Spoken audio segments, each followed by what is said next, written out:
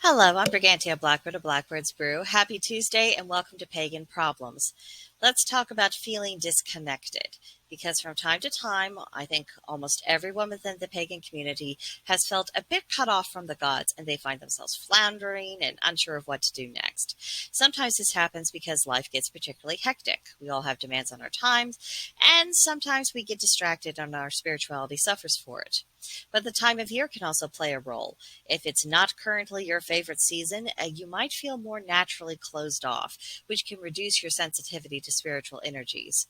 And sometimes, even though we feel disconnected, we're not actually disconnected at all, but we feel that way because our path is in a natural valley. And during that period of time, we're not really being called upon to work upon any major lessons because it's a season of rest. Things are quiet, things are calm, and sometimes that can feel like disconnection, especially if we have recently gone through a period of really rapid growth. So first things first, if you are feeling disconnected, try to determine the cause. It will be much easier for you to rejuvenate your spirituality if you understand the nature of the issue. You might ask yourself, do you feel stuck? And this could be in any area of your life, not just spiritual matters. If something is holding you back, it's very possible that frustration can spill into other aspects of your life, including your spiritual practice. So look to see if there's that ongoing pattern and then try to find out where it emanates from. Another possibility is that maybe you haven't yet found your spiritual niche. There's no shortage of information to study and reflect upon, but sometimes what we're learning is intellectually interesting, but it isn't actually related to our spiritual home. So we can be doing a lot of work and doing a lot of studying and doing a lot of meditation, but still feel disconnected and adrift. What's needed is for us to find our home. So a shift in our studies may be appropriate at such times. And if our energies are low because of seasonal depression, and that isn't just a wintertime phenomenon, it can happen during any season if you really dislike that season in and of it yourself. In that case, it may be necessary for us to perform a bit of self-attitude adjustment and try to look for the good things about the season that we can enjoy, because every season does have its purpose, and our job is to discover what that is and embrace that. And within that process, sometimes we can slip back into the flow of the natural energies and feel reconnected again. Once you understand the exact nature of the problem, the next thing is you've got to take steps. Spirituality is not about being passive, and it's not about waiting on the universe to spoon feed us solutions.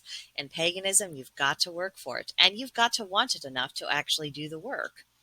So first, if something is getting in your way or it's a distraction, if you can and it's proper and possible for you to set it aside, then do so. Take charge of your schedule and of your life. If you eliminate the frivolous and the energy draining, you may find you have both the time and the energy to devote to getting reconnected spiritually. Second, try to remember what drew you to this path in the first place. Do you still have that same love? Is that still your reason, or have you shifted in some way? Be honest with yourself about what captivates you. That will enable you to evolve, and it gives you a direction to explore that will serve your spiritual needs in the here and the now. And third, meditate outdoors if at all possible. You don't need to have a goal for this meditation. All you need is just to plug into your surroundings. Let it siphon away your worries, any excess energies, any kind of distractions.